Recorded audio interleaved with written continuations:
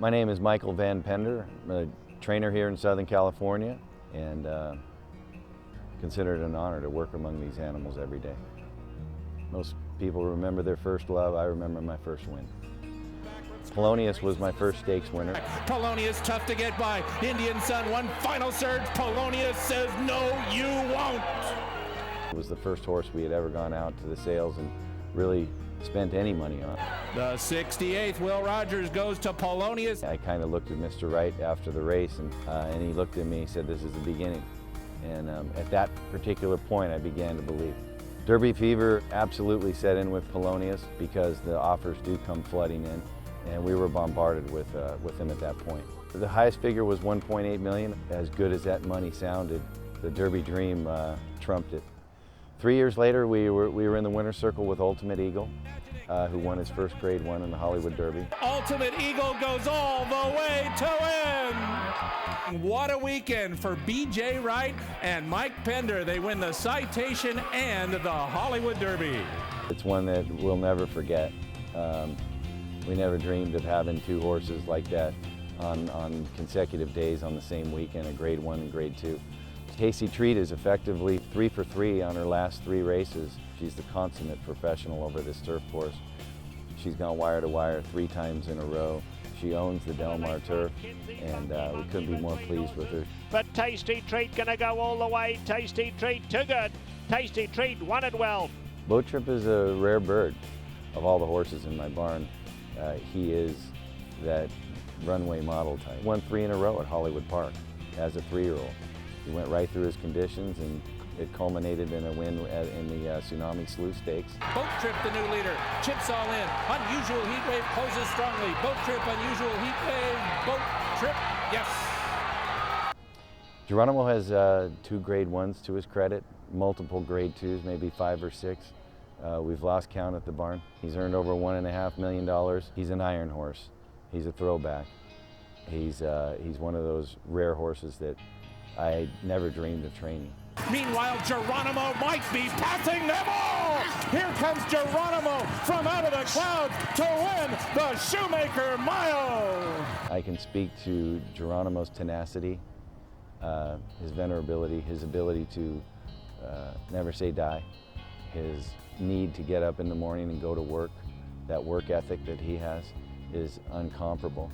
Here's Geronimo down the center of the track, getting a perfect hand ride. So fast has come out of nowhere too, but Geronimo absolutely perfectly ridden by Rafael Bejarano. Geronimo's been a role model for the barn in many ways. Not only for the other horses, Ernesto, who's been with him for 5 years, puts his heart and soul into grooming him every day. And that sets the bar pretty high. I joke with him and say, you know, wherever my final resting place is going to be someday, make sure to buy a little plot next to me for Geronimo. He's meant that much to me in my career. He's taught me so much about horses, and I owe it all to him. I went to University of California, Santa Barbara. From there I went on to Pepperdine and got my master's there in psychology as well. Somehow I landed here in a position of being a thoroughbred racehorse trainer after a brief stint of teaching. I taught American history, loved teaching. I also had a private practice in Pasadena. Everything kept leading back to the racetrack. And ultimately, I said, this is something I have to do. And it was kind of a crazy maneuver, actually, to walk away from a perfectly good paying job and follow my heart and passion and desire. Convince my family that this was going to be the right move, even though we were going to be broke for a little while. There is a very good analogy between teaching youngsters at a school and training racehorses. That bond that we as trainers share with our horses is what pulled me away from the corporate world and into the backside. My favorite time of the day is right around feed time, just before, to go in there and converse with them, talk to them. That's the most special moment that I've had with these horses. I live vicariously through the owners' enjoyment and excitement. If they're happy, I'm happy. I really enjoy watching them celebrate because I know there's a lot of hard work and big money that's gone into it. I'm kind of an isolator by nature. I've tried to let my horses do the talking and haven't really done much politicking. You know, watching horses work out in the morning is more like an art form. It's just a touch, it's a feel, it's an intuition, whatever you want to call it. It just allows me to kind of sit by myself, gather my thoughts, think about particular races, watch the horses train. That gives me my meditative 3 hours of the day to really try to get into the horse's mind and focus on what's important. All kidding aside, pound for pound, we've done more with less than many of the others out there. It's like we're a little guy competing against the George Steinbrenner budgets of the world, of the New York Yankees.